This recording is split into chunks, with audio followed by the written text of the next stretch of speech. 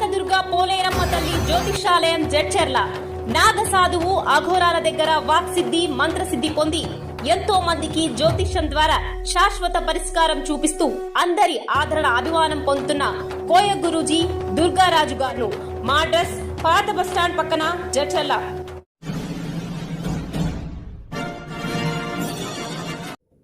నమస్తే, welcome to 19 news. నేను మీ శేఖర్. నాగర్ కర్నూల్ జర్నలిస్టుల పట్ల అధికారులు నిర్లక్ష్యంగా వ్యవహరిస్తున్నారు. ఇందుకు ప్రత్యక్ష నిదర్శనం గురువారం నుండి ప్రారంభమైన పార్లమెంట్ ఎన్నికల నామినేషన్ల స్వీకరణ ప్రక్రియ ఘట్టం మొదటి రోజే జర్నలిస్టులకు చేదు అనుభవం ఎదురైంది.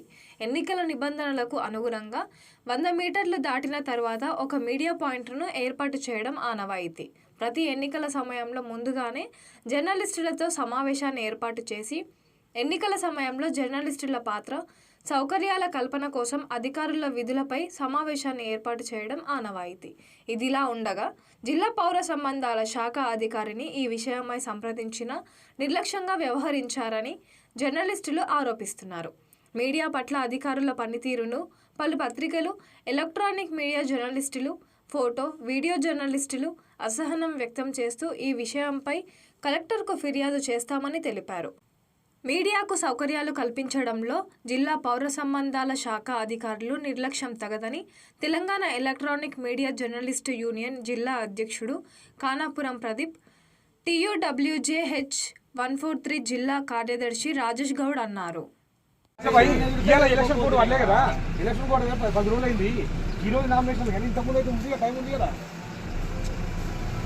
ఫోన్ చేసి ఫోన్ ఎత్తారు, ఫోన్ చేసి కనిపిస్తారు. ఒక్క నిమిషం అని చెప్పారు.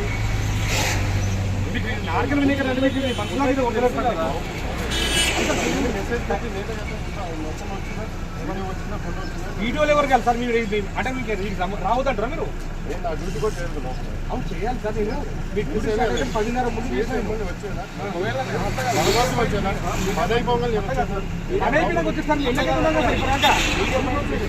శ్రీ కనకదుర్గ పోలేరమ్మ తల్లి జ్యోతిషాలయం జడ్చెర్ల నాగ సాధువు అఘోరాల దగ్గర వాక్సిద్ధి మంత్రసిద్ధి పొంది ఎంతో మందికి జ్యోతిష్యం ద్వారా శాశ్వత పరిష్కారం చూపిస్తూ అందరి ఆదరణ అభిమానం పొందుతున్న కోయ గురూజీ దుర్గారాజు గారు మా అడ్రస్ పాత బస్టాండ్ పక్కన